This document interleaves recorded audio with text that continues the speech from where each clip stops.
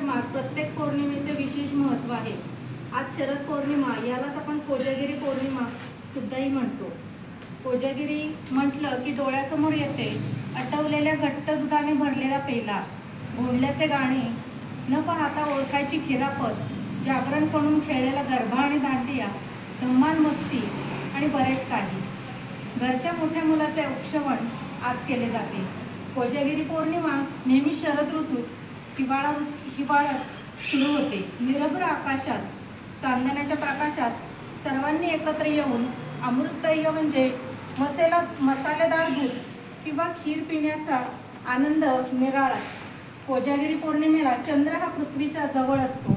चंद्राच्या प्रकाशात विशेष सकारात्मक ऊर्जा असते। या दिवशी रात्री चंद्राच्या प्रकाशात आटवलेलं दूध पिल्याने रोगप्रतिकारक शक्ती वाढते। त्यानिमित्ताने मित्रमंडळी आणि परिवारातील सदस्य एकत्र येतात, भेटीगाठी होतात। पौराणिक मान्यतेनुसार या दिवशी देवी लक्ष्मीचा जन्म झाला होता, त्यामुळे ही तिथी धन्य प्राप्तीसाठी सर्वोत्तम मानली जाते। या रात्री लक्ष्मीचे पूजन करायचे असते। गरबा दांडिया खेळत रात्रभर जागरण करायचे असते। आजच्या रात्री देवी लक्ष्मी येऊन पाहते कोण जागे आहे। जो जागत असेल त्याला देवीचा आशीर्वाद मिळतो।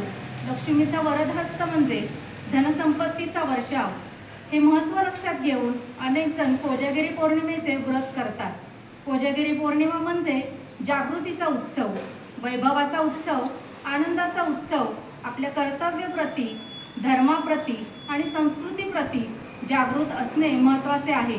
जो कोणी अशा पद्धतीने जागरूक असतो, अशा जागृत माणसालाच लक्ष्मी प्राप्त होते। धन्यवाद। सगळ्यांना नमस्कार। मराठी भाषा दिनानिमित्त 2 शब्द वाचणार आहे। मराठी भाषा अभिजात दर्जा। अगोदर अभिजात दर्जा म्हणजे काय हे समजून घेणे आवश्यक आहे। सर्व भाषेत इतर भाषांपेक्षा उच्च असणे, वेगळे असणे म्हणजे अभिजात दर्जा असे म्हणावे लागेल। आणि हा अभिजात दर्जा प्राप्त होण्यासाठी बऱ्याच परीक्षा या भाषेला द्यावे लागतात। आणि या आपल्या मराठी भाषेला पण अशाच बऱ्याच परीक्षा द्याव्या लागल्या आहेत। ही भाषा प्राचीन असावी लागते, म्हणजे 1000 ते 2000 वर्षापासून ती वापरात आलेली असावी लागते। ही भाषा दुसऱ्या भाषेतून घेतलेली नसावी, इतर भाषांपेक्षा वेगळे पण त्या भाषेत असावे। अशा कितीतरी परीक्षातून काउन्सिलातून निघाल्यावर त्या भाषेला उच्च दर्जा प्राप्त होतो, म्हणून त्या भाषेला अभिजात भाषेचा दर्जा प्राप्त होतो। आपला भारत देश एक भाषा आणि असे म्हटले जाते। भारतात अनेक राज्य आहेत आणि त्या प्रत्येक राज्यात देश, परंपरा, खाद्य, संस्कृती त्याचप्रमाणे भाषा विविधतेने पूर्णपणे परिपूर्ण आहे। आणि आपल्या महाराष्ट्रात मराठी भाषा राज्य करीत आहे। आणि या आपल्या मराठी भाषेला अनेक दिव्य पार केल्यावर अभिजात मराठी भाषा हा सन्मान मिळाला। हा सन्मान 3 ऑक्टोबर 2025 रोजी प्राप्त झाला आणि मराठी माणूस कृतकृत्य झाला। त्यामुळे मराठी माणसाला अनेक दारे खुली झाली। ती आपल्या माय मराठीची सेवा करण्यासाठी, या भाषेच्या अभ्यासासाठी समित्या स्थापन झाल्या। पुस्तकं, ग्रंथ यांच्या अभ्यासासाठी, त्याची समीक्षा करण्यासाठी अनेक संधी प्राप्त झाल्या। मराठी भाषेचं सौंदर्य वेगळे आहे। त्यात वर्णमाला आहे, त्यात शब्द आहेत। तो, ध, त सारखे सोपे शब्द असले तरी ज्ञ, क्ष असे शब्दही आहेत। आणि हे शब्द वापरताना ओठातून, कंठातून, दातातून असा वापर करून बोलले जातात। आपल्या भाषेत भरपूर स्वर आणि व्यंजने आहेत आणि त्याचा वापर करून आमाप साहित्य निर्मिती झाली आहे।